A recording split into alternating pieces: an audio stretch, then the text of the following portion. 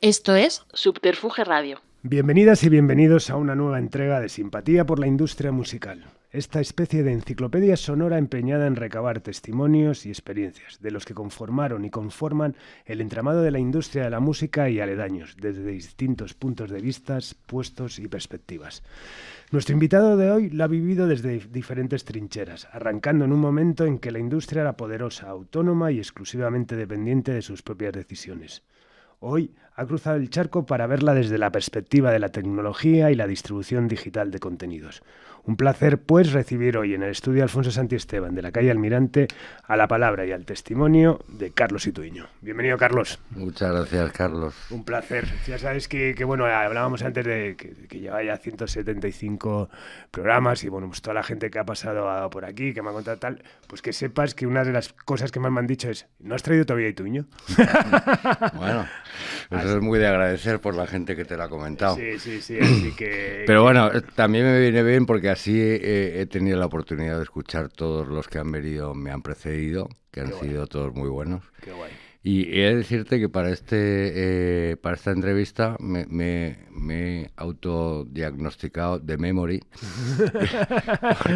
porque como nos vamos a remontar a unos cuantos años atrás, sí. He tenido que tirar de memory. Muy bien. ¿Sí? Bueno, ya sabes que la idea un poco de Simpatía es eso, es hacer un repaso de esas carreras profesionales, pues que al final no dejan de ser también en paralelo, ¿no?, a la evolución y la transformación del negocio. Así que bueno, arrancamos, yo creo, lo mejor con que nos des unos datos biográficos, ¿no? Vamos a situar a Carlos Ituiño antes de que empiezas a trabajar en el año 83 en Poligram. Pues muy bien. La verdad es que he de decir que un poco mis inicios de la música se remontan a cuando tenía 15 años. Y era un pésimo estudiante aquí en el colegio, entonces mis padres tenía que repetir curso y mis padres decidieron que mejor aprovechar mi tiempo, en vez de repetir en el mismo colegio, mandarme a Inglaterra. Afortunadamente se lo podían permitir, en esos años lo de salir a estudiar fuera no era muy normal. Y entonces, a través de unos amigos de mis padres que eran ingleses, pues les recomendaron un colegio interno. Claro, un colegio interno en los años 70 era un colegio duro, victoriano, de estos que salen en algunas películas y yo iba para un año y al final pues hice todo el bachillerato allí. O sea, al final me quedé 4 años. Este dato es importante porque luego, gracias a esos estudios en Inglaterra, pues claro, era bilingüe y eso me ayudó mucho para cosas posteriores que luego comentamos, ¿no? Pero en esos años, claro, Inglaterra ya era un mercado, a diferencia de España, mucho más avanzado en el tema de música, ¿no? Y bueno, pues con 15 años, pues yo trasteaba ahí con Top of the Pops y Radio One, Capital Radio, Melody Maker, un poco todos los... pues las emisoras de radio, que podías escuchar música, los programas de radio. Me gustaba mucho Electric Light Orchestra, me gustaba mucho ABBA, me gustaba mucho Bowie, Fleetwood Mac. O sea que ya empecé a tener cierto interés en la música que se escuchaba en las emisoras en Inglaterra. He de decir que yo era más un chaval de listas, porque las listas era casi una religión en esos años en Inglaterra, ¿no? Y allí se hacía el countdown del top 20 en la tele y en la radio, y yo seguía mucho los charts, ¿no? Y bueno, cuando tenía oportunidad de salir del colegio en los half terms, que eran como unas vacaciones a mitad de trimestre, pues tenía oportunidad de ir a Londres y allí pues compraba singles en esas tiendas que había de Art Price, me parece que se llamaba una de las tiendas, así una cadena de tiendas bastante famosilla en Inglaterra, y HMV, y allí compraba singles pues de los temas que en ese momento sonaban más, ¿no?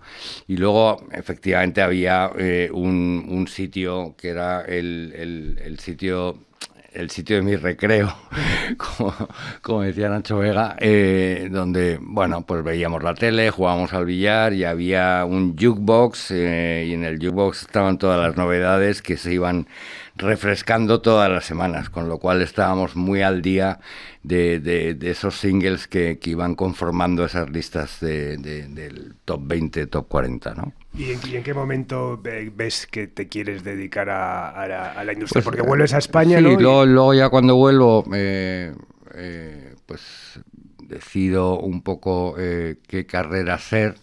Entonces me voy a la carrera más corta, ¿no? Porque el tema de los estudios sigue estando ahí. Pero una carrera corta de un tema que sí me gustaba mucho, ¿no? Que era el marketing. Uh-huh.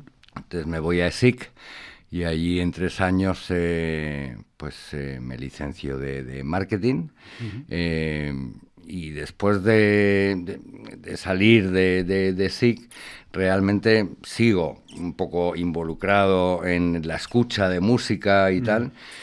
Entonces, bueno, pues la decisión típica de cuando acabas la universidad de qué hacer, dónde trabajar. Mis padres vivían en Ecuador, me fui a Ecuador a ver un poco cómo era aquello, no me gustó nada. Y entonces mis padres me dijeron, oye, pues mira, nosotros conocemos a una persona que trabaja en una compañía discográfica que se llama Phonogram, y la persona se llama Noel Burke.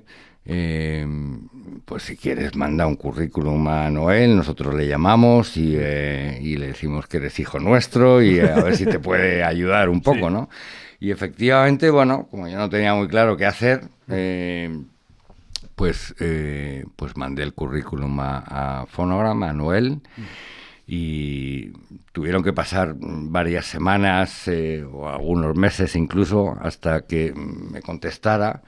Y bueno, yo seguía ahí llamando y dando un poco la plasta, hasta que me dijo, bueno, realmente en la compañía no tenemos nada, pero sí hay un hueco en el almacén. Claro, en esos años, Carlos, el Polygram tenía fábrica, tenía almacén, tenía estudio de grabación, claro. Tenía oficinas, tenía todo, ¿no? Es que estaba en la Avenida América, ¿no? Estaba en la Avenida América, cerca de la gasolinera de Santa Marta, por la calle Agastia, por ahí. Y era un enorme terreno. Philips estaba muy cerca también, porque Philips era la matriz de Polygram. Y bueno, pues yo dije, bueno, pues realmente sé que no voy a estar mucho tiempo en el almacén, no sé en qué consiste mi trabajo. Bueno, tu trabajo consiste en estos discos que luego salen a las tiendas, pues hay que almacenarlos, encasillarlos, ponerlos todos en orden para que luego salgan a las tiendas, ¿no? Claro, estamos hablando además de un proceso muy artesanal, ¿no? Sí, de logística. Muy artesanal, efectivamente. Entonces, bueno, pues yo ahí dije, bueno, pues este va a ser mi primer curro, no pasa nada, serán unos meses, espero hacerlo bien y bueno, pues allí fui y allí empecé, pero es verdad que luego a las 5 de la tarde, allí se acababa pronto de trabajar, a las 5 de la tarde en el almacén se cerraba, entonces yo me subía a donde estaba el mogollón, que era en el departamento de promoción, pues donde estaba Laura Hernández, Pepa y algunas otras personas. Bueno, pues un poco allí se cocía un poco el business, ¿no? Sí. Entonces me subía allí y empezaba a enredar. Oye, ¿qué discos vais a lanzar? Porque bueno, yo más o menos pues todos los almacenaba, con lo cual todos más o menos los conocía y algunos los escuchaba, ¿no? Y bueno, pues ahí estuve trasteando hasta que pues claro, vieron un poco que también era bilingüe en inglés y que eso podía ayudar. Y hubo un momento en el que hubo una vacante en el departamento de promoción en Phonogram y allí, pues a los 5 o 6 meses de estar en el almacén, pues me me ficharon allí para ser uno de las personas que llevaba promoción, ¿no? Bueno, está muy bien, es una historia muy en paralelo también incluso en el mundo del cine, ¿no? Gente que entra y empieza desde abajo, ¿no? Tal esto, ¿no? Pues pasar de ahí al departamento. Y bueno, ¿quién es la persona que te dice, venga, vente al departamento de promoción? Bueno, ahí ¿Quién dirigía la compañía en ese momento? Era Mariano Zúñiga, el presidente. Luego había una persona clave con un perfil más comercial, pero realmente era un poco el director de comercial, marketing, que era Pepe Pascual, que desgraciadamente falleció en un accidente de coche años después, pero fue una persona para mí pues un poco referente en esos años. Y la persona que pues un poco fue Noel, el que estaba un poco al tanto. Y allí estaba Carlos Borrallo dirigiendo Polydor y Noel dirigiendo Phonogram, ¿no? Eran dos divisiones separadas, pero allí estaba Sandra Serrano, Quique Prieto, José Luis García Ramos, o sea, mucha gente... Históricos. Sí, históricos, ¿no?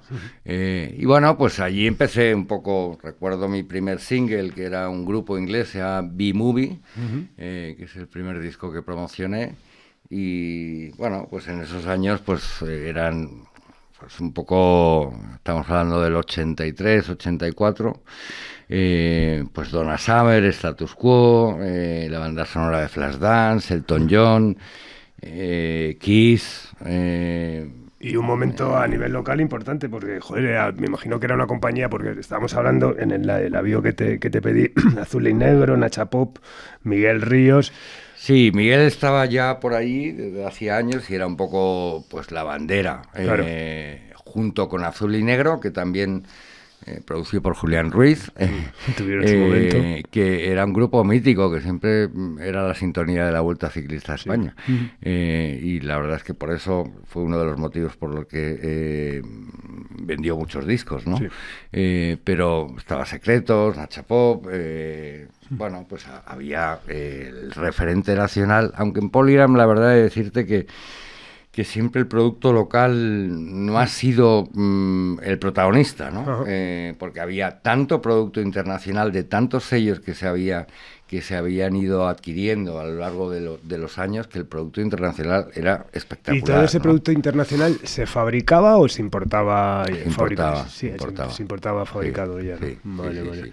Luego a lo largo de los años ya se empezó a fabricar, vale, ¿no? Vale. Pero inicialmente se importaba y luego pues a partir del 84, 85 se empezó a fabricar, sobre todo los que más vendían, ¿no? Luego hay un dato que me hace mucha gracia, el monstruo, el recopilatorio, ¿no? Que digo más que nada porque, bueno, como aquí hay mucha gente joven que escucha estos programas, claro, hubo un momento, ¿no?, de la importancia que tenían esos recopilatorios, ¿no?, que tenían campaña de televisión y tal, y al final, bueno, el gran beneficio que era para las compañías, porque al final era compilar sus canciones y vender muchos miles de discos, ¿no? Y en el caso de Monstruo, incluso, bueno, ¿no?, tenía un personaje, ¿no? Sí. Era todo como un poco friki, ¿no? El nombre, el logotipo, el repertorio, se mezclaba desde Miguel Ríos hasta el Council. Pero bueno, eso fue una idea de Pepe Pascual, que era una persona muy enfocada a comercial. Pero bueno, vio la oportunidad un poco, estamos hablando también de las primeras campañas de televisión, claro. En esos años, ¿no? Entonces, bueno, había que acertar porque se gastaba mucho dinero, claro, en una campaña de televisión, pero fue un referente ese recopilatorio que tuvo 5 o 6 volúmenes, porque vendió miles de copias, ¿no? Y de ahí pasas a ser jefe de producto internacional, me imagino, pues dentro de la propia estructura, pues de repente hay una vacante y te dicen, oye, ¿quieres...? Exacto. En Polydor, es verdad que estuve solo un año allí, pero bueno, ten en cuenta que el tema inglés, aquí vuelvo un poco otra vez a lo mismo, era fundamental, porque realmente eran los años en los que empezaban a venir los grupos internacionales, claro, a España, tanto de gira como de promoción.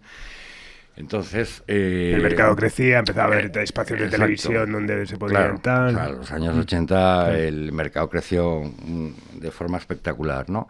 Y entonces, bueno, pues el tener una persona referente que pudiera ir a las emisoras de radio, ya estaba 40 principales funcionando muy bien.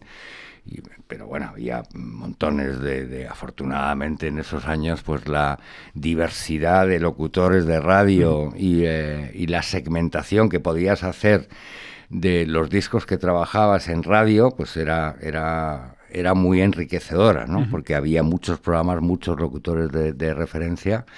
Y aunque casi todos sí teníamos un poco el referente de 40 principales, pero yo trataba de diferenciar un poco lo que tenía que trabajar y ver quién lo podía trabajar mejor, ¿no? Entonces, cuando venían esos grupos, pues efectivamente pues tenías que tener una persona pues que fuera capaz de ir a una entrevista, hacer la traducción simultánea, una rueda de prensa cuando venía Elton John en el Palace, donde ahí había 100 personas, pues yo lo traducía. Bueno, también eso me sirvió para hacer... para contactar de forma mucho más cercana con el artista, claro, ¿no? Claro. Y entablar conversaciones un poquito más profundas, más alejadas de la música, con los que se podía entablar una conversación más alejada de la música, que no eran todos. Pero sí, efectivamente, el tema idioma fue muy importante. Claro, entonces, claro. En Polydor, pues fue un año en el que la verdad es que trabajamos ahí pues cantidad de grupos como Level 42, que hice gran amistad con ellos. Está el Council, que me encantaban. Luego Sandra, que llevaba a London, pues en London tuvo un repunte, entonces no podía trabajar todo, entonces trabajé algunos grupos de London como Bananarama, Swing Out Sisters, Fun Young Cannibals. Luego trabajamos Chris Rea, el famoso tema On the Beach. En fin, la verdad es que... Claro, además todos funcionaban. Sí. Era un momento... La verdad es que sí. Excepto está el Council, que era un poco más minoritario, pero todos los que he dicho tuvieron todos sus éxitos, ¿no? Y la verdad es que fue un año, pues también un poco de ir aprendiendo lo que te decía antes, ¿no? Un poco diferenciar, o sea, ya empezaba un poco ahí mi vena marketing en el tema de segmentación y ver un poco qué se podía hacer con esos discos para que no fuera todo como 40 principales, ¿no? Claro. Que era lo típico, ¿no? Y de ahí, bueno, otro año en AM Records, ¿no? Que también, que dentro de la estructura de Polygram todavía, ¿no? Sí, AM tenía un contrato de licencia con Polygram, y a mí era una compañía que me fascinaba. ¿Y era, perdona, un contrato de licencia para España o era un acuerdo global? A nivel global. A nivel global se hacía, a nivel ¿no? global era, sí. Entonces, a mí era un sello que me encantaba, primero un poco por cómo estaba configurado la esencia de esa compañía, de juntar un músico, que era Herb Alpert, y Jerry Moss, que era de ahí la AM, ¿no? De Herb Alpert y Jerry Moss, las iniciales de los apellidos de los dos, y Jerry Moss, que era un poco más el financiero, AR, ejecutivo.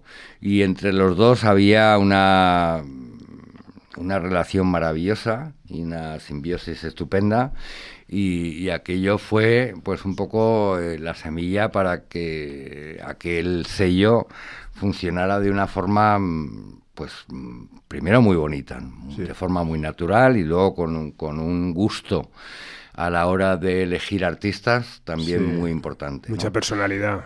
Mucha personalidad. Estaban allí, se hicieron la oficina en la Brea Avenue en Los Ángeles, fue el estudio de Charles Chaplin, y allí hicieron un poco su base de operaciones, su headquarter, ¿no? Y desde allí empezaron a firmar artistas, años finales 60, 70, 80.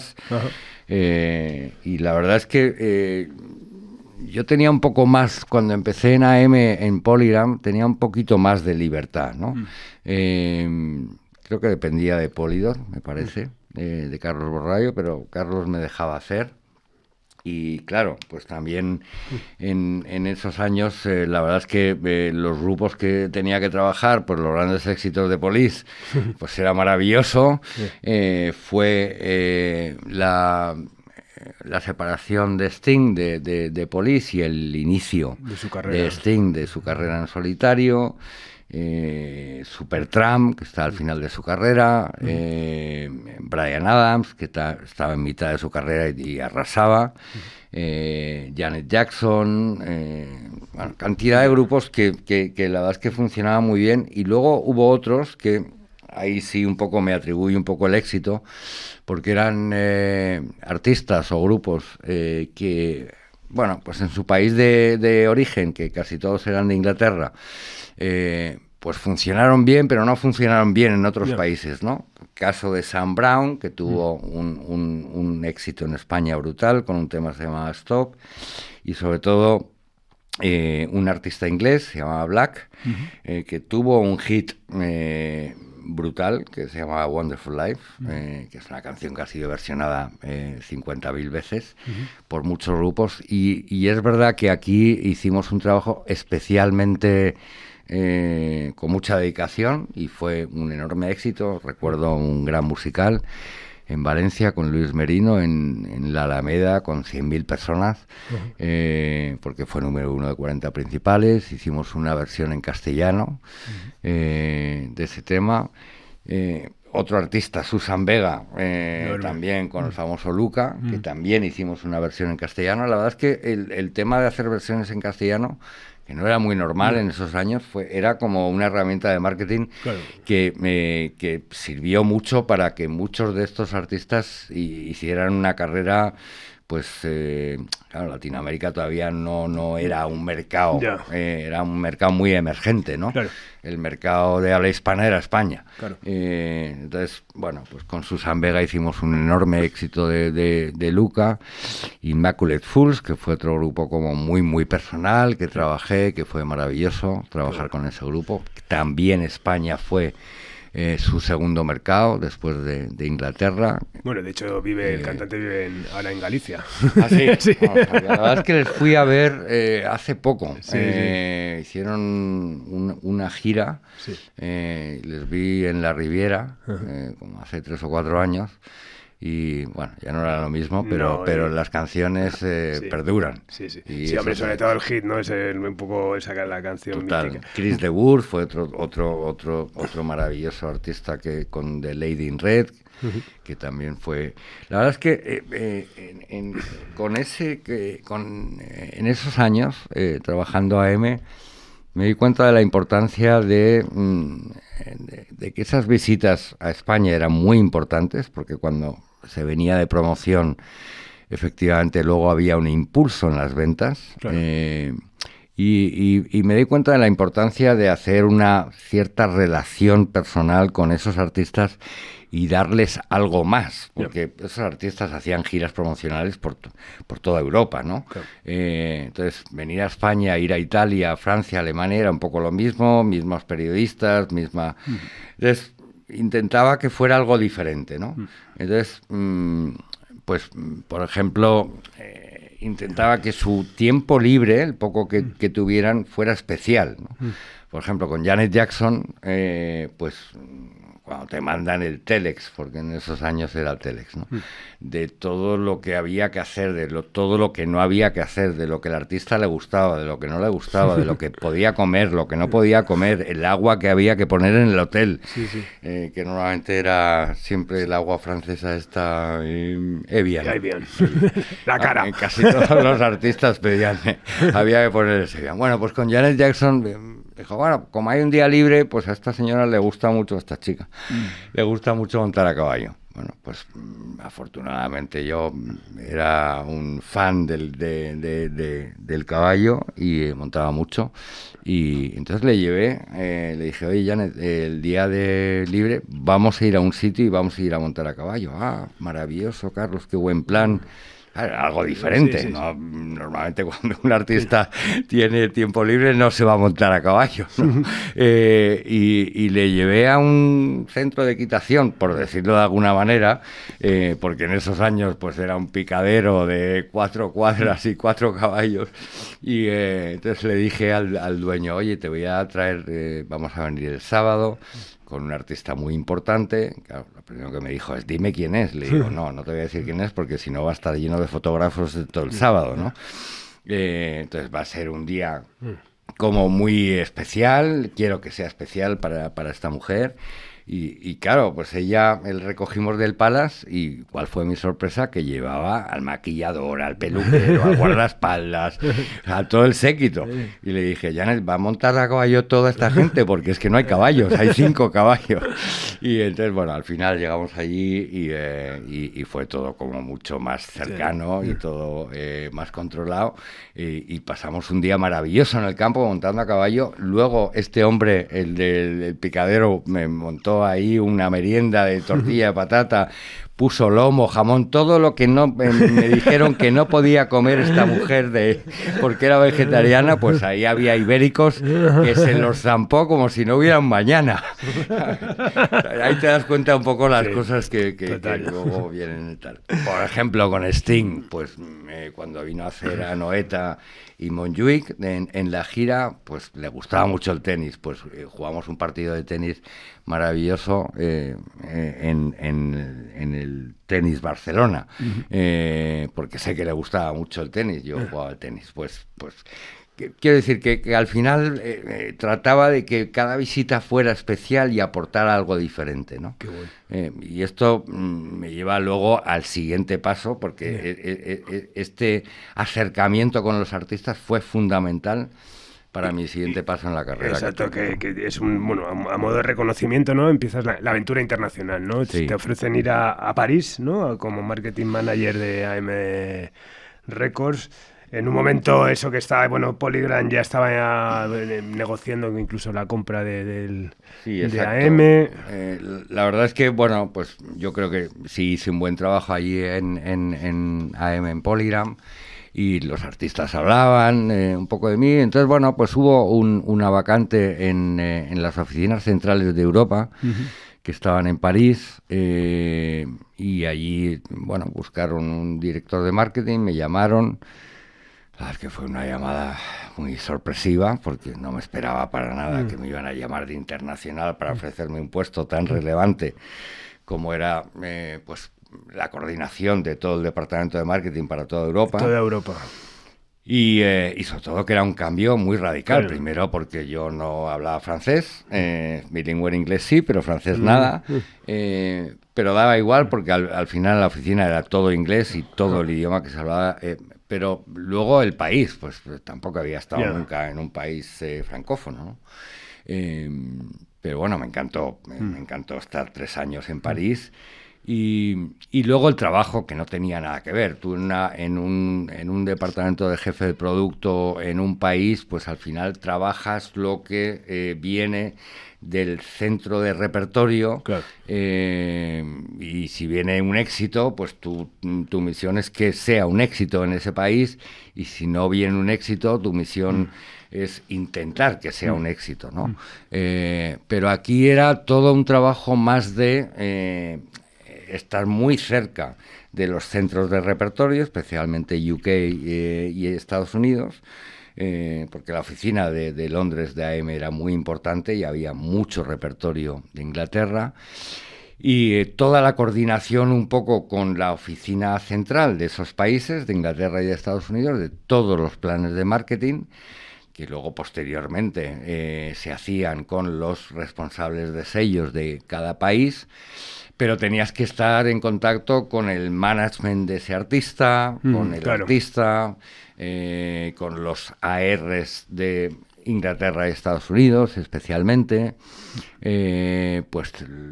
coordinar los lanzamientos, las giras, el famoso tour support, los vídeos, pues era un trabajo muy bonito, pero muy diferente, ¿no? Sí. Porque era ver los toros desde otra barrera. Claro. ¿Era más estresante que el trabajo local? O sea, no, la verdad es que tenía picos, porque dependía mucho de los lanzamientos que había en ese momento, pero en la oficina central era todo más relax. Cuando eres jefe de producto, responsable del sello, estás todas las semanas con un nuevo lanzamiento y quebrándote ahí la cabeza un poco para ver qué haces, ¿no? Desde la oficina central sí es verdad que todo el tema de coordinación sí tenía que viajar mucho por todos los países. Pues claro, pues cuando había un lanzamiento de Sting, Susan Vega, Bryan Adams, etcétera, todos los que trabajamos en esos años, pues tenías que viajar a los diferentes países para reunirte un poco con el director de marketing o el jefe de producto que llevara AM en esos países para ver un poco qué iba a hacer y luego coordinar esas giras de promoción, que al final era un poco sota caballo rey. O sea, nosotros llevábamos artistas a los países donde realmente Alemania, Francia, donde el mercado era más grande, donde sabíamos que había más cuota de mercado y donde los artistas funcionaban mejor, ¿no? Qué bueno. Y bueno, ahí estás 3 años como hablábamos, me imagino que adquiriendo una experiencia brutal y vuelves a Madrid. Vuelves ya como marketing director de MCA Geffen, ¿no? Sí, o sea, en el año 90 Polygram compra AM y esa compra es natural porque realmente... tú recuerdas, Carlos, que en esos años el tema de adelantos ya empezaba a ser burbuja. Y AM necesitaba músculo financiero. Y bueno, se iniciaron ahí una serie de conversaciones entre Herb Alpert, Jerry Moss y la presidencia de Polygram. Y, que era pues, Alan Levy, ¿no?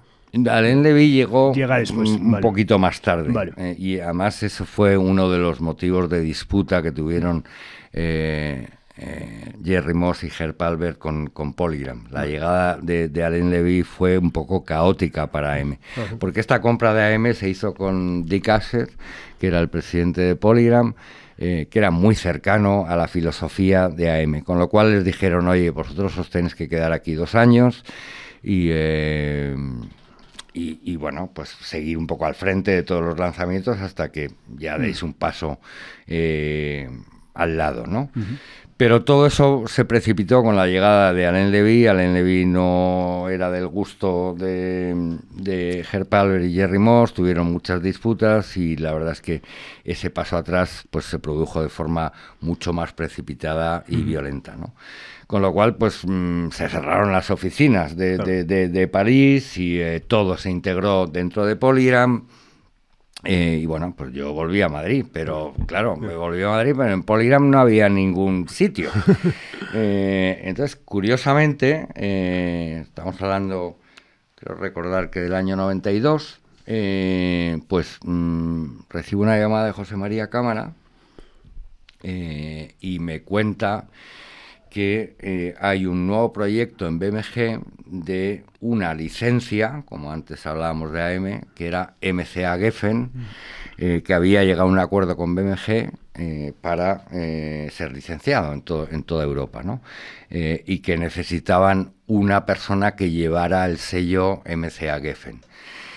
Que por él me cogía, pero que el visto bueno lo tenía que dar la persona de Internacional, que era el responsable del sello MCA, que se llamaba Stuart Watson y que tenía que ir a Londres, tener una entrevista con él y que me diera su beneplácito, ¿no? Entonces me fui a Londres, tuve una charla, claro, también un poco el que yo viniera de una oficina central llevando un sello como AM en París, pues yo creo que le sedujo bastante para darme el ok y el beneplácito a ser un poco la persona que en España llevara un poco el sello MCA Geffen. Aunque es verdad que él era el director de la oficina internacional, luego aquí se produjo un triple reporte, porque por un lado reportaba José María Cámara, Por otro lado, reportaba a Stuart Watson, que era el director del sello internacional de MCA, pero por otro lado había una persona internacional en Geffen, claro, que estaba en Estados Unidos, se llama Mel Posner, con lo cual tenía que reportar un poco a esas tres personas, ¿no? Pero bueno, estaban las oficinas de BMG en Madrid. En la Avenida de los Madroños. En la Avenida de los Madroños. Estaba Camilo Muedra llevando la división Ariola. Estaba Lidia Fernández llevando la división RCA, estaba Alicia Arauzo llevando clásico y también le dimos a Alicia, o Alicia llevó el sello GRP, que también entraba dentro de este pack, porque MCA compró Geffen y compró GRP, ¿no? Un sello histórico de jazz de los años 60, ¿no? Pero bueno, a ver, de una oficina internacional vuelvo otra vez al estrés, nunca mejor dicho, de una oficina nacional. ¿Y reportabas a cámara? Reportaba a cámara, sí, reportaba a Stuart Watson y reportaba al señor de Geffen. Realmente mi reporte más directo, porque era el día a día, era más con José María, pero también era, claro, con la persona que llevaba la dirección de internacional de MCA, que era esta persona, Stuart Watson, ¿no?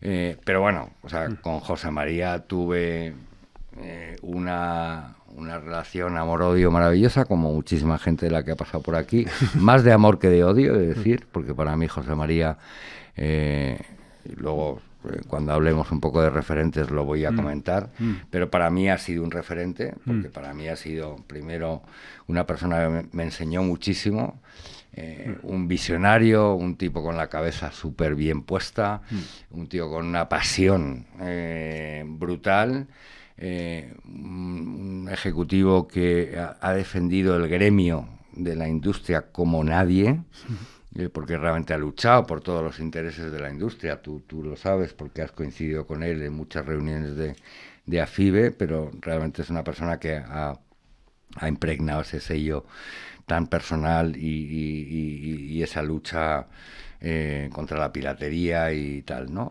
Y bueno, pues a ver, pues a José María había que más o menos saberle llevar, ¿no?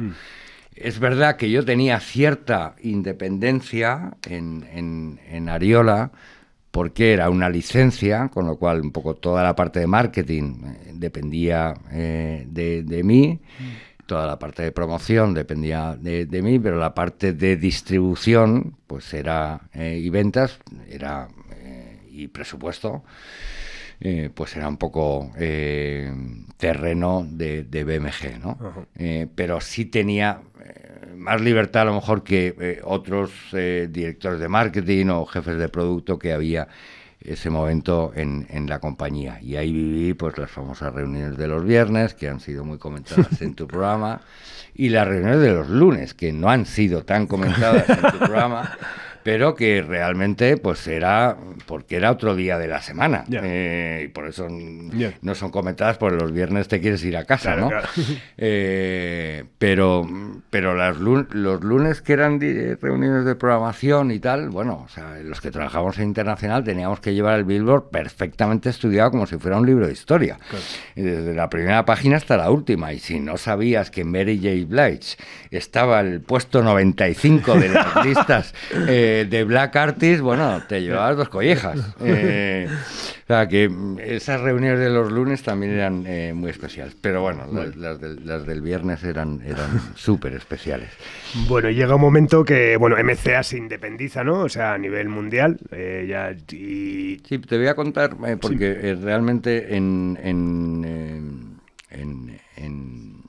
BMG, pues la verdad es que tuvimos ahí todo el boom estamos hablando de Nirvana. De Nirvana, claro, de Guns N' Roses, con el famoso disco Use Your Illusion 1 y 2, que fue un lanzamiento caótico, porque eran dos discos que había que sacarlos con 3 semanas de diferencia. O sea, fue una política de lanzamiento curiosa, pero que luego salió muy bien, porque los dos discos vendieron cientos de miles, ¿no? Pero es verdad, fue el boom de Nirvana, fue Get a Grip de Aerosmith, fue Hell Freezes Over de Eagles, fue el boom de Cher, que Counting Crows, que tenía un maravilloso álbum lleno de éxitos, pero eclipsó Mr. Jones el resto de temas, pero Counting Crows era un grupo maravilloso y que vendimos también cientos de miles gracias a Mr. Jones, pero es verdad que hay veces que un disco tiene 10 temazos, pero un hit eclipsa al resto, ¿no? Claro, claro. Y este fue un poco el caso. Luego es verdad que trabajamos muchísimo fondo de catálogo, muchas bandas sonoras, y bueno, pues la verdad es que fueron unos años en los que pues yo tuve mucha libertad, hice muchos progresos en la parte de marketing y fueron muy, muy, muy divertidos para mí, ¿no? Qué bueno. Y eso entonces, lo que decíamos antes, o sea, surge de repente, bueno, me imagino que a nivel internacional se habla de que MCA se va, digamos, a independizar de las matrices, ¿no? Y vives la experiencia, claro, que es distinta, ¿no? Siempre habías estado trabajando en compañías que ya existían, con su logística, con su infraestructura. Es montar una compañía con un catálogo ya, pero claro, es montarla a todos los niveles. De entrada, buscar una oficina, ¿no? Sí, te voy a contar una anécdota antes de que pasemos ahí y luego te explico el razonamiento de por qué se creó esa oficina, que fue en el año, creo recordar que fue en el año 91, 92 más o menos, con el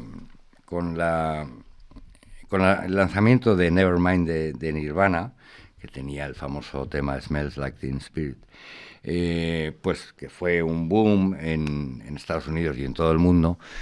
Entonces, pues yo se lo llevé ese single a Paco Pérez Brián, que fue un poco el gran padrino de Nirvana en España. Y con Internacional, como en ese momento todavía con ese tema no podía venir por razones de agenda Kurt Cobain y la banda a España, me dijeron, hay un concierto en Hawái, en Honolulu. Entonces le dije, vale, pues vamos a montar vamos a hacer una acción en España para llevar gente a Honolulu a ver el concierto de Kurt Cobain.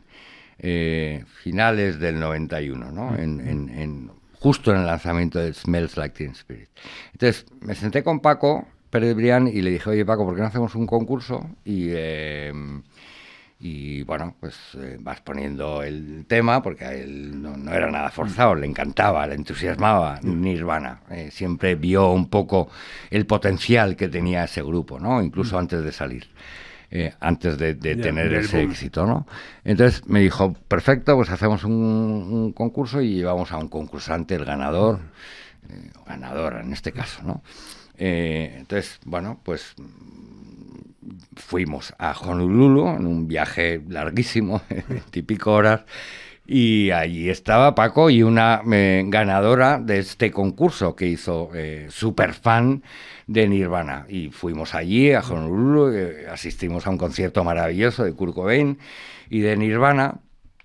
Esto te va a gustar, Carlos, porque esa persona luego formó un grupo, porque era una persona que le entusiasmaba la música y ya nos contó en ese viaje que su idea era montar un grupo. Esa persona era Amparo Llanos de Dover. Y 2 años después montó Dover. Sí, qué bueno. Sí, habla mucho además de ese concierto que había de Honolulu. ¿Conocías la anécdota? Sí. Lo conocía. Vale. Lo conocía, no que había ganado un concurso, sabía que había estado en Honolulu viendo a Nirvana, sí. Lo cual me tal, sí. Y ya te digo, bueno, se habló mucho de ese concierto. Sí, entonces, bueno, un poco a tu pregunta, pues efectivamente, con todo el éxito que estaba teniendo MCA Geffen, especialmente Geffen, porque MCA aportaba poco, MCA un poco le llamaban el Music Cemetery of America, ¿no?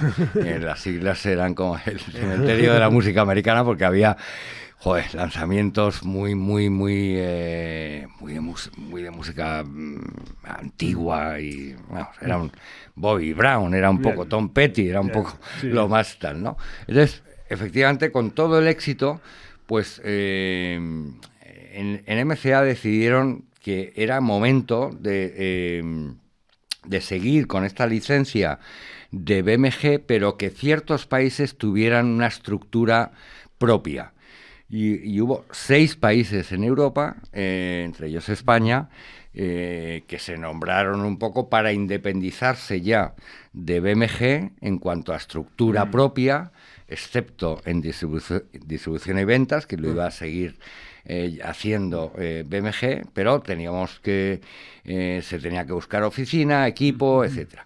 Entonces ahí se nombró a una persona que para mí es otro de los grandes referentes, que ha sido mi jefe durante todos estos años, hasta que hicimos toda la fusión con Polygram, etcétera, que era Jørgen Larsen. Entonces, bueno, pues Jørgen Larsen era el director nuevo de Internacional de esa nueva estructura de MCA, y él pues hizo unas entrevistas en esos 6 países, para buscar un director general para esa estructura nueva y propia, ¿no? Y bueno, pues me contactó a mí porque era el que llevaba el sello MCA dentro de Ariola, y Stuart Watson le había hablado de mí. Tuvimos una maravillosa cena, y bueno, pues me contrató y me dijo: Carlos, la idea es crear una oficina independiente, tienes que crear un equipo. El tema de distribución y ventas lo va a seguir llevando BMG, pero toda la parte de internacional, local, pues la vas a dirigir tú, financiero, etcétera, ¿no? Y bueno, pues allí empezamos a buscar una oficina. Me pareció un maravilloso proyecto, la verdad, porque constituir una compañía que era de alguna manera independiente, pero con el músculo financiero de una major, aunque no era major, aunque le llamaban la sexta major, pero era muy bonito, porque realmente pues era un sello pues más independiente, si quieres, ¿no? Pero claro, con todo el catálogo de Geffen y MCA y GRP, etcétera. Y montamos la oficina en un chalecito en el Viso, en Balbina Valverde.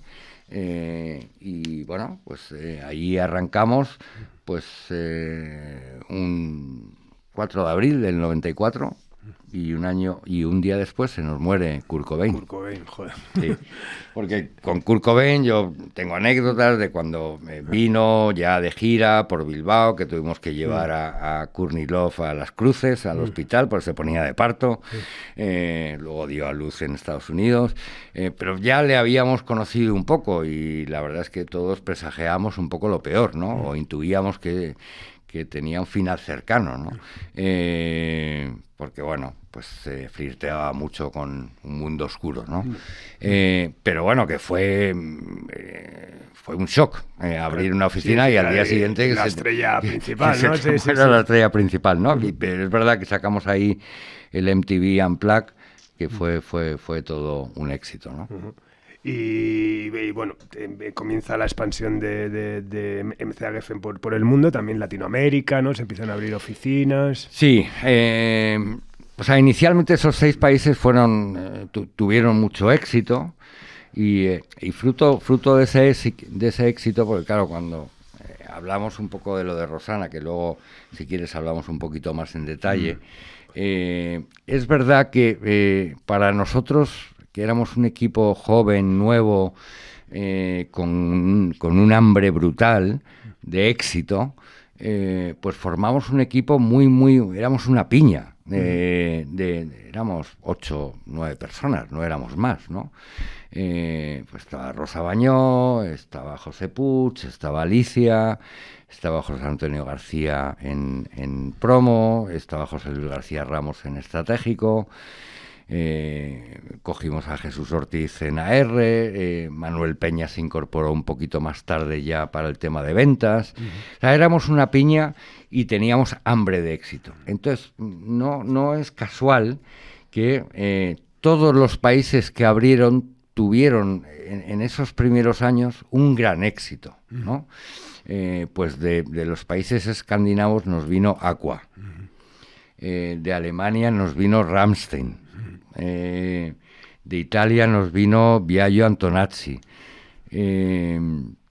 Luego, cuando se abrió México, que fue el primer país en Latinoamérica, a mí Jørgen Larsen me llama un día y me dijo: oye, Carlos, estamos con el tema de expansión en Latinoamérica. ¿Tú me puedes dar alguna recomendación o sugerencia de alguien? Y yo le recomiendo a Jesús. Y Jürgen habla con Jesús López. Y llegan a un acuerdo. Nos firmaron en ese momento porque no se podía. Jesús tuvo que compaginar ahí su salida de MG con su llegada a MCA, que fueron unos meses más tarde, pero él ya fue pergiñando un poco todo el plan, ¿no?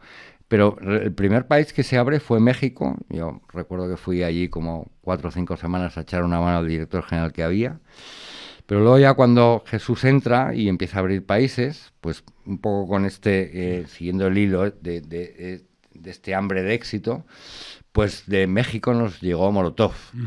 De la oficina regional nos llegó Luis Fonsi. Luego cuando Jesús abrió Colombia nos vino Juanes.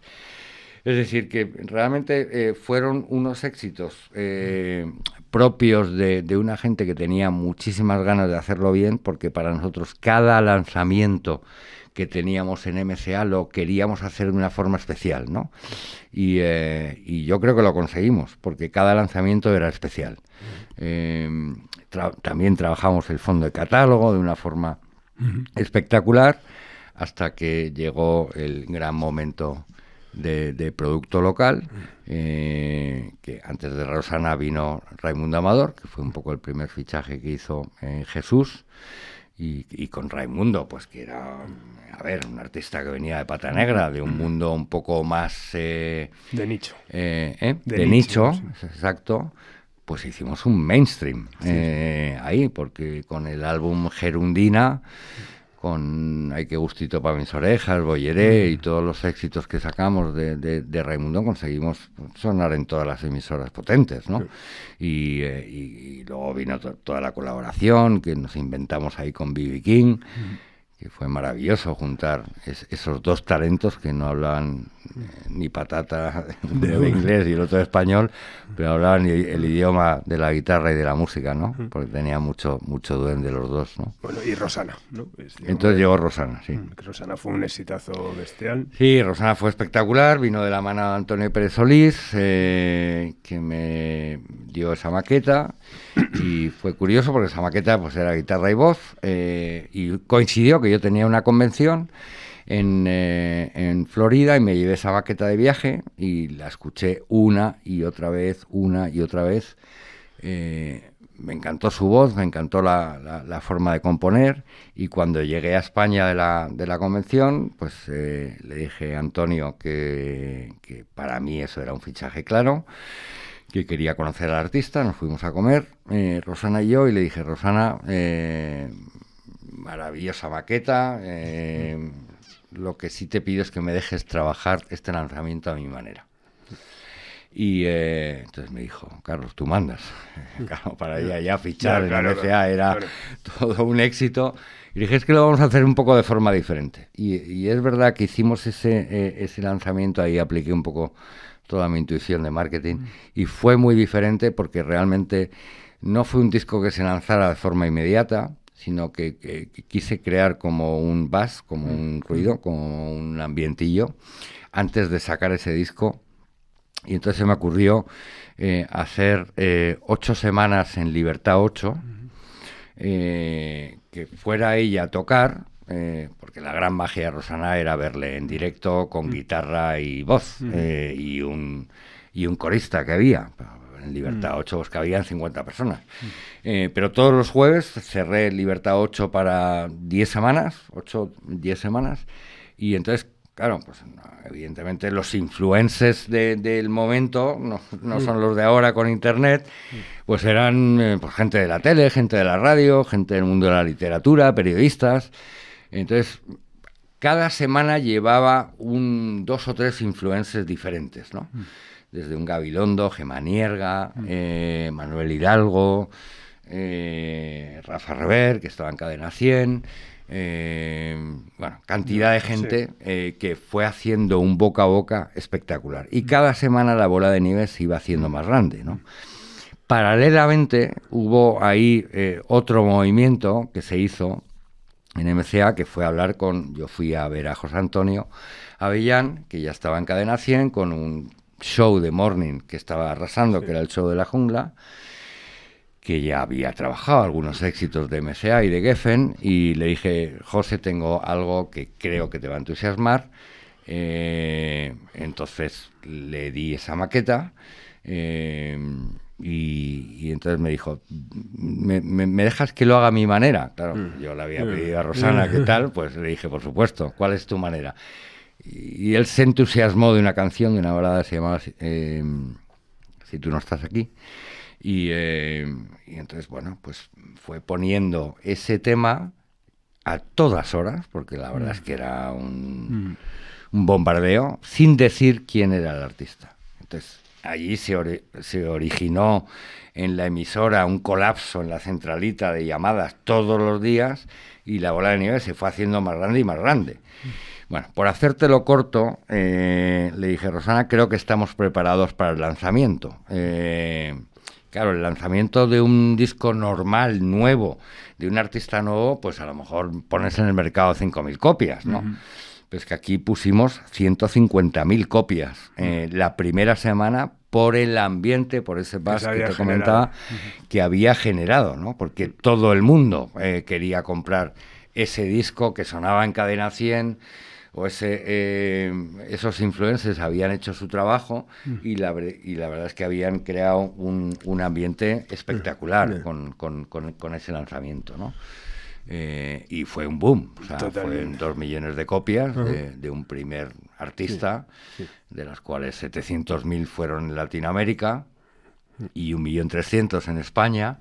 Y fue brutal, porque realmente pues fue un antes y un después dentro de la oficina de MCA, ¿no? Fichar un artista de esas características, que luego, claro, pues requería toda la promoción, todo el trabajo, toda la atención, porque yo tuve un trato pues muy cercano con ella, hasta que vinieron las desavenencias, ¿no? Pero fue todo muy cercano. Y todo en ese proceso también ya empieza a atisbarse, ¿no? La fusión o la absorción por parte de Universal, ¿no? Sí, ahí Seagram, que era una compañía de alcoholes, comandada o capitaneada por Edgar Brockman III. Hay un dicho en esto de las sagas familiares, que habrás oído, Carlos, que es que la primera generación funda la compañía, la segunda la expande, y la tercera se la funde, ¿no? Y bueno, pues este fue un caso de libro, ¿no? Bueno, Edgar Brockman, que había hecho sus pinitos en el mundo de la música, del cine, quería a toda costa entrar en el mundo del entretenimiento, y no se le ocurre otra forma que vender su joya, que eran una participación de acciones que tenía Seagram en una compañía de productos químicos que se llama DuPont, vende DuPont, y con ese cash compra MCA. Entonces, bueno, pues pasamos a ser una compañía canadiense de alcoholes. Veníamos de una japonesa que era Matsushita, y nos convertimos en una compañía de alcoholes, ¿no? Entonces, y empiezas como vicepresidente, ¿no? Universal. Sí, bueno, ahí evidentemente pues se produce la compra posterior de Polygram, ¿no? Por parte de Seagram. Entonces, bueno, pues ahí hay todo un entramado de dos compañías totalmente diferentes, ¿no? Con dos culturas diferentes. Venimos de una compañía que es el pez pequeñito, que es Universal o MCA, que tiene 1.500 millones de facturación y 3.500 empleados en el mundo, y el pez pequeñito se come al grande, que es Polygram, que tiene unos revenues de 5.000 millones y unos empleados de 12.000. O sea, triplica lo nuestro, ¿no? Entonces, bueno, pues ahí se produce primero una duplicidad de puestos. Entonces, bueno, pues ahí Jørgen Larsen sigue estando al mando, y Jørgen capitanea un poco toda ese merge, o esa fusión o esa compra, y se van cogiendo, no siempre a los mejores en cada puesto, pero bueno, le nombran a Jesús López presidente, él acuerda un poco con Jürgen estar 2 años en España y volver luego a Latinoamérica y enseñarme un poco a mí en esos 2 años, y yo me quedo un poco pues de segundo de Jesús, y bueno, pues claro, fueron unos años esos, Carlos, muy duros, porque claro, una compañía pequeña que absorbe a una compañía tan gigantesca como Polygram, claro, es muy complicado, ¿no? Primero por la elección de los puestos, luego por el tema de todos los cost savings, de los ahorros que genera una fusión de este tipo. Luego las culturas tan diferentes de 2 organizaciones tan diferentes como son Polygram y Universal, ¿no? Y entonces, claro, en esas culturas hay resistencia al cambio. Tú entras ahí como comprador en la compañía, que todos te miran raro, en Suero de Quiñones, porque es una compañía muy asentada, de 100 y pico de años de existencia, como era Polygram, barra Philips, y claro, hay una resistencia al cambio espectacular, con lo cual tenemos que trabajar toda esa parte que fue un curro de 1 año salvaje, claro, mientras que montábamos la estructura, un poco de lo que iban a conformar las personas para llevar un poco toda esa estructura, ¿no? Claro. Y la estructura, con esa bicefalia también, ¿no? Con Mercury, Polydor, claro, lo que implica también de eso. Bueno, un montón de lanzamientos, toda esa estrategia del flamenco que luego al final ha sido un universal tan importante, éxitos como Bertino Osborne, con Coti, hacías la apreciación en tu bio, y llega el alcohol Lo Venda Vivendi, que es una marca de aguas, ¿no? Sí, también, exacto. ¿no? Y eso origina, me imagino, también un cambio de paradigma y de planteamiento. Y de ahí dejas lo que es la industria musical, ¿no? Sí, total. Después de estar allí, Jesús se vuelve a Miami y me deja a mí allí al frente, y pues yo estoy 2 años, pues nos vuelve a comprar otra compañía que es Vivendi, y la compañía se vuelve todo más burocrático, más administrativo, hay que empezar a hacer recortes, ten en cuenta que estamos hablando del año 2001, toda la piratería empieza, nos metemos con Top Manta, piratería, etcétera, son años complicados, y pues efectivamente pues toca el fin de muchos años trabajando para una corporación, y salgo de Universal. Ahí se queda Rosana, que luego sale también. Sí. Hay una anécdota que si vamos bien de tiempo te cuento, y si no, lo dejamos, vamos mal de tiempo. Vamos justo. Bueno, y entonces, pues surge, la verdad es que luego la parte final voy a ir mucho más rápido, ¿eh? No te preocupes, Vuelve a cruzarse en tu camino José María Cámara, ¿no? Vuelve a cruzarme José María Cámara, y pues a los 3 meses un poco de pensar en qué hacer, pues José María que fue una de las personas que también me ayudó, luego dándome algún proyecto, pues me plantea un proyecto, pues para mí atípico, que era meterme a dirigir una compañía nueva que iba a formar él, junto con Ángel Suárez y José Manuel Lorenzo, que era para hacer el musical de Mecano, que él había tenido la idea porque fue él quien tuvo la idea del musical de Mecano. Mecano era una marca registrada maravillosa que ya no tenía seguimiento porque se había separado, pero pensó que el seguimiento que podía tener era hacer un musical. En ese momento los musicales empezaban a arrasar en la Gran Vía, ¿no? Estaba Cats, Mamma Mía, Fantasma de la Ópera. Entonces, pues allí José María no estuvo al frente porque él seguía en BMG, estuvo más al frente Ángel Suárez, Lorenzo tampoco porque estaba en Canal Plus, y luego otra persona se llamaba, no me acuerdo, Torres apellidaba. Y allí hicimos un poco el grupo Drive, que era realmente un grupo que iba a englobar el musical de Nacho Cano y una compañía de cine, ¿no? Sí. Entonces, bueno, pues fueron unos años maravillosos de, primero, aprender otro negocio totalmente diferente, que tenía mucha parte de música, pero también combinaba otra parte de artes escénicas, ¿no? Como era la interpretación, la danza, etcétera. Y allí... y la negociación con los artistas, porque claro... Sí, bueno, esa fue una parte fundamental, ¿no? Entonces, un poco, pues a mí, yo soy socio de la compañía, porque meto dinero, porque aquella compañía se hizo, levantamos 3,5 millones de euros por Friends and Family. O sea, a los amigos le contamos una idea sin plan de negocio de que íbamos a hacer un musical de Mecano. Era como creer en Dios, ¿no? Pero bueno, era como creer en cámara, que es casi Dios, ¿no? Y en un proyecto... Lo que viene a ser un acto de fe. Exacto, un acto de fe total. Pero bueno, o sea, todo sobre el papel, pues pintaba muy bien. Un musical de la historia de Mecano con la música de Mecano, pues era casi caballo ganador, ¿no? Y levantamos 3,5 millones de euros. Pero efectivamente, luego hubo una parte de negociación ahí con Nacho, con José, con Rosa... Primero para ver quién dirigía el musical, porque José también lo quería dirigir. Claro. Y luego todo el tema de royalties, ¿no? Todo el tema de derechos, que también eso tuvo su aquel, ¿no? Pero bueno, al final estaba claro que Nacho tenía un poco más ese don para la dirección de una obra, que para él también era nuevo, igual que para mí dirigir un musical era nuevo. Pero él me dijo una cosa: Carlos, yo sé dirigir emociones. Déjame a mí la parte artística, tú más al marketing y a lo que sabes tú, y seguro que vamos a hacer aquí un maravilloso espectáculo. Y efectivamente fue una preparación de casi 3 años, entre el guión, que fue David Serrano, el que lo hizo, que venía de al otro lado de la cama, y días de fútbol, etcétera. Pero realmente hicimos ahí 2 obras, una la musical y otra la obra del teatro, porque nos quedamos con el Rialto.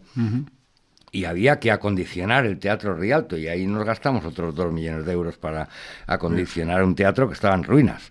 Entonces, bueno, fue maravilloso toda esa fase de preparación para lanzar en el 2005, 2006 el musical, ¿no? Y también fue un poco la misma estrategia de crear todo ese ambiente para que cuando saliéramos a la venta, porque a diferencia de un álbum, Carlos, cuando lanzas una película o un musical, haces todo la inversión up front. Claro. Y es una inversión muy, muy fuerte, ¿no? Claro. Entonces, claro, si te pegas una piña de 4 millones de euros. Sí. Entonces, es verdad que ahí hicimos un marketing maravilloso, hicimos un acuerdo con Movistar, de naming right, que fue el primero que se hizo en España para nombrar al Teatro Rialto Movistar Rialto. Y cuando llegamos a la primera semana de ventas y las primeras semanas estaba todo vendido ya. Y la verdad es que fue un éxito sin precedentes. Ha sido el musical que más éxito ha tenido con capital español, ¿no? Quitando todos los que venían de fuera, ¿no? Bueno, a este le siguen otros como el musical de Ana Frank, que también estuvo un año en el Teatro Calderón de Madrid, y ya entras también en contacto con el mundo tecnológico que hablábamos al principio, ¿no? Como consultor del proyecto Startup Central Musical, que era una compañía tecnológica que se basaba en el negocio de Internet en el momento que a todos nos sonaba un poco a chino todo esto, ¿no? Efectivamente, duro aquello, porque nos adelantamos a un tema de streaming de conciertos, claro, cuando es que el ancho de banda todavía era muy complicado.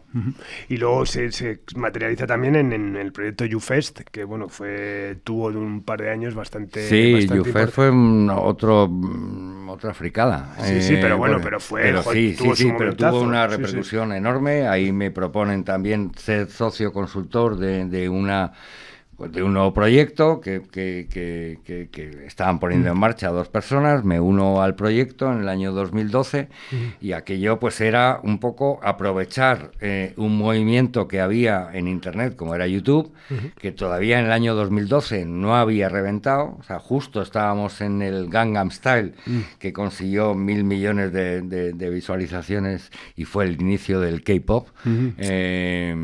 pero en el fondo era aprovechar un poco todo el movimiento que había en YouTube, en los diferentes países donde había verdaderas estrellas, haciendo cosas muy raras, porque no, todo versiones o deportes extremos.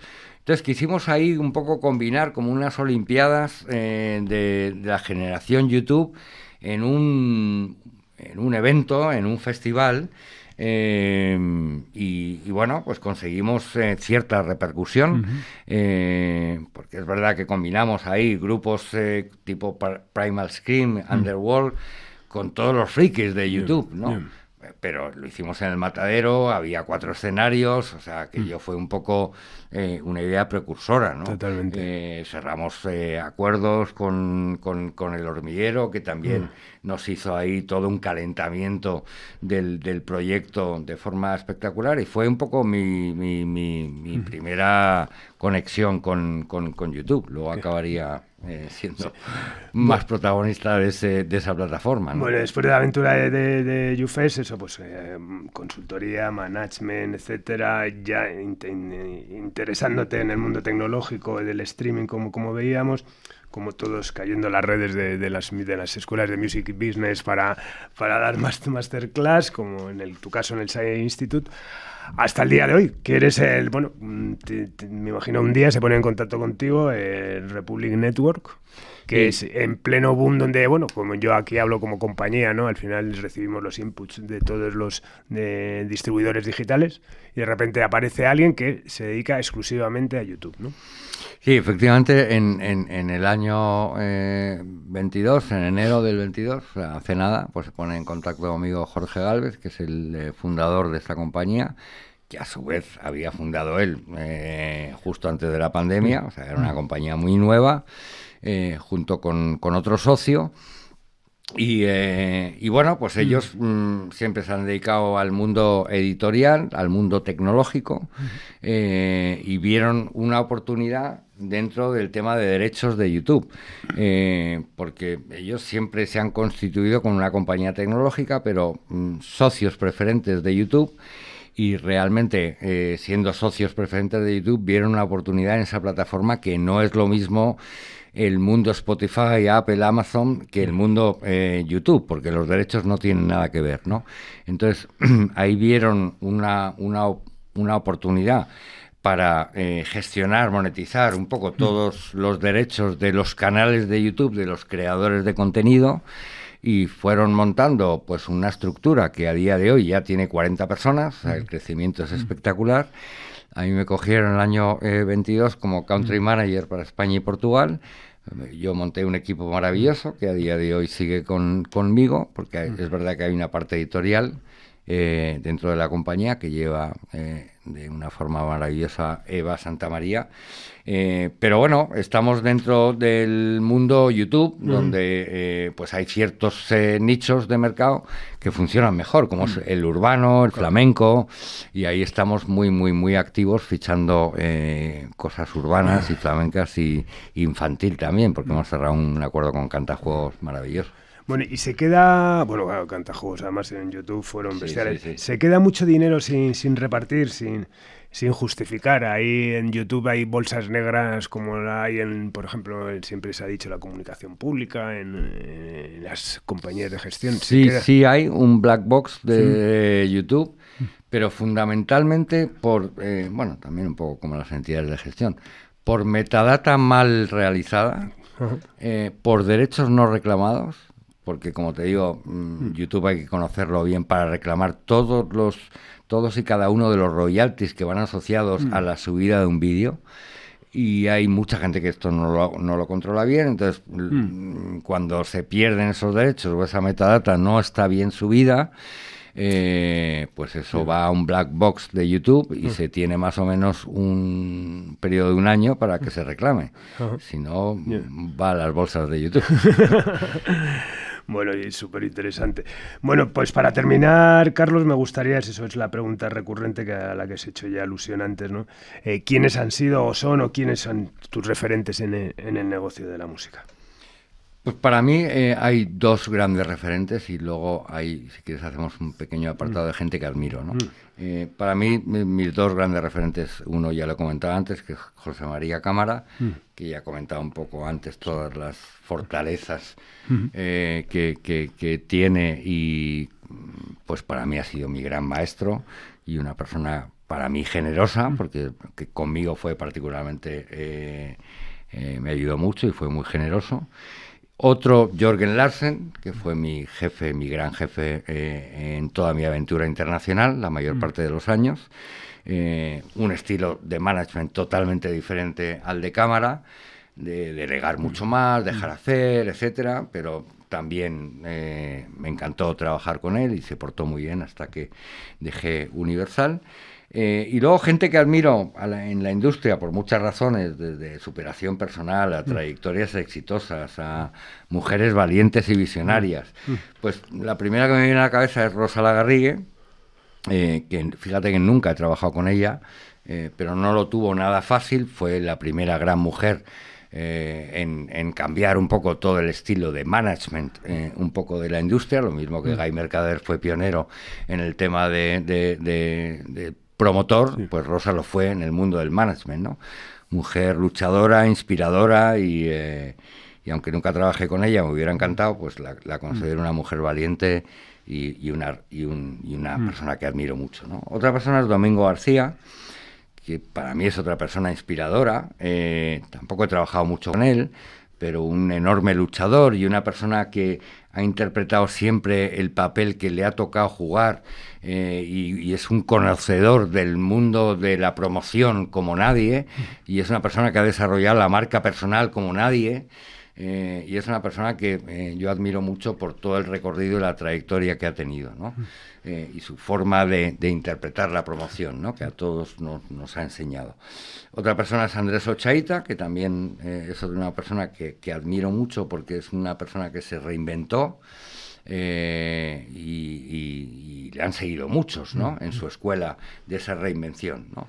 Luego, otra persona que, si tú me dices, una persona que pueda estar 40 años en el mismo sector, vale, pero el mismo sector es difícil, pero 40 años en la misma compañía prácticamente ya es que solamente se me ocurre un nombre, que es Alicia Arauzo, ¿no?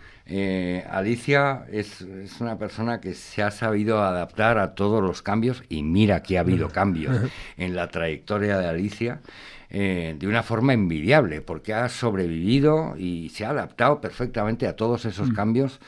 Y bueno, pues yo la verdad es que me alegro mucho de la trayectoria que ha tenido Alicia, que ocupa el segundo puesto en la multinacional más importante. Y otra persona con la que trabajé, pero que tuve muchas peleas, pero que admiro mucho también por toda la trayectoria que ha tenido, es Walter Colm, que tuve muchas peleas, todas con buen rollo. Pero era un rebelde sin causa cuando estaba allí llevando Mercury y ya se le intuía ese talento a Walter, ¿no? Y me alegro un montón del éxito que está teniendo y esa faceta de emprendedor que se desmarcó con ella y está arrasando con su sello y su management. Y por último, mencionar a Jesús, ¿no? Jesús, que también me acompañó durante esa parte muy dura que fue la fusión de Polygram, que es el mejor jugador de ajedrez de forma figurada, el mejor estratega que hay en la industria, pero bueno, a mí me ayudó mucho, con él me lo pasé muy bien, jugamos muchas partidas de tenis. Siempre me ganaba, porque él tenía la cabeza y la estrategia, y yo le pegaba, pero iba a entrar fuera. Entonces, Jesús para mí, pues también el que siga dirigiendo toda la región latina con el éxito que ha tenido, pues me alegro un montón, ¿no? O sea, que esas personas son un poco mi fuente de admiración, ¿no? Muy bien, pues nada, muchísimas gracias, Carlos. Ha sido un auténtico placer que compartas con nosotros esta aventura profesional que, como te decía al principio fuera de micrófono, la verdad es que es apasionante, ¿no? Porque has recorrido toda desde ese almacén de Polygram a bueno, pues ahora estar con la ilusión que siempre te ha caracterizado con los proyectos, que eso, pues con todo el tema tecnológico, ¿no? Así que nada, muchísimas gracias. Muchas gracias a ti por la iniciativa, de verdad, y por tus 35 años en la industria. O sea, yo también te admiro a ti, Carlos, que llevas 35 años con la primera compañía independiente. No es fácil sobrevivir tantos años con tanto éxito. Qué bien. O sea, que vaya por delante mi admiración también. Pues nada, muchísimas gracias. Pues nada, despedimos esta nueva entrega de Simpatía por la Industria Musical desde el estudio Alfonso Santisteban de la calle Almirante en Subterfuge Radio con Laura Rodríguez a los mandos técnicos y nos vamos con Polaroid de Lala Love You. Adiós. Has escuchado Simpatía por la Industria Musical, un podcast producido por Subterfuge Radio.